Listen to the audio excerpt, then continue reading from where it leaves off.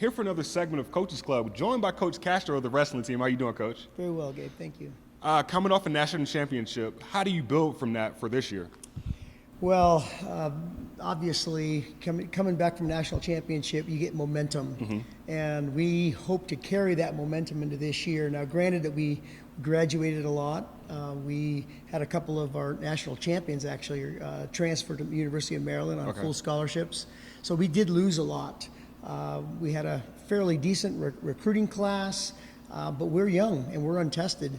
But again, we want to build on that momentum from last year because of the ground that was laid from our 2015 team. We feel like we can ride that wave, if you will, onto this coming season. But we have a long way to go. We've got to pay the price. Okay, you had a tournament already. You had two. So, like you say, you got some young guys. Who are some of the newcomers that we should look out for this year? Well, the main newcomer, I would say, is Logan Smith, who's a transfer for us from Ferrum College, a Division III school, but a very successful wrestler who's proven himself on the collegiate level already. He ended up third place this past tournament at Messiah College. Was 4-1.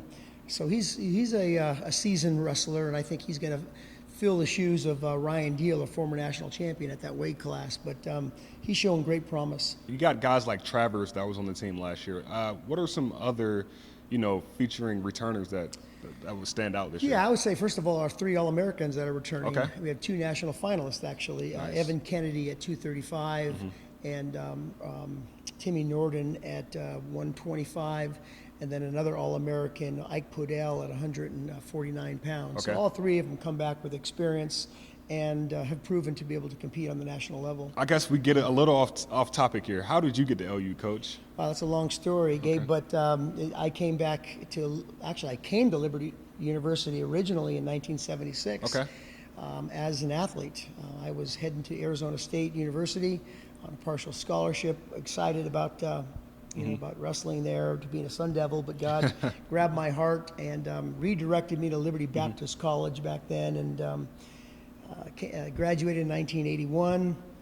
Came back in 1983 to assistant coach here. Got my master's degree at Lynchburg College for 5 years, and then got married, and my wife and I went away to Vermont and started a NCAA Division III program, and then it wasn't until 2006 actually that Dr. Falwell wanted to reinstate the program. So we started in 2006 and 2007, and we've been here ever since. You have a tournament this upcoming weekend. Just recap us on the season so far and just give us an update for just the future tournaments that you guys have.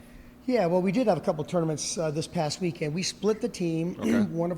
Part of our team went to Virginia Beach for a tournament, an NCAA tournament. And then the other part of the team that I took went to Pennsylvania, Messiah College, which is an NCAA Division III tournament, and did well. Actually, we were 5th at Messiah College. We were 5th out of 10 teams, and in the other tournament we were 3rd out of 16 teams. So we've got some good tournaments coming up. This next tournament coming up at Ursinus College in Pennsylvania. It's a Division III, Division II, and Division I tournament, mixed tournament. So it's going to be some good competition, and it'll be good testing ground for our kids.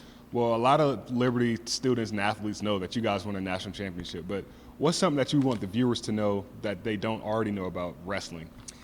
Well, I'm biased, obviously, but I think it's actually a microcosm of life, to be honest with you, wrestling.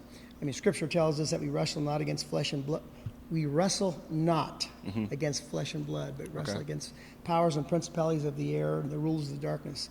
So there is a spiritual battle that's going on, and I think it's a great visual of what's actually going on in the lives of believers and non-believers alike, because there is a battle for the souls of men and women. Yes, sir. Well, Coach, I really appreciate your time. Thank you for this interview. And alongside Coach Jesse Castro, I'm Gabe Henderson for the Liberty Flames Sports Network, signing off.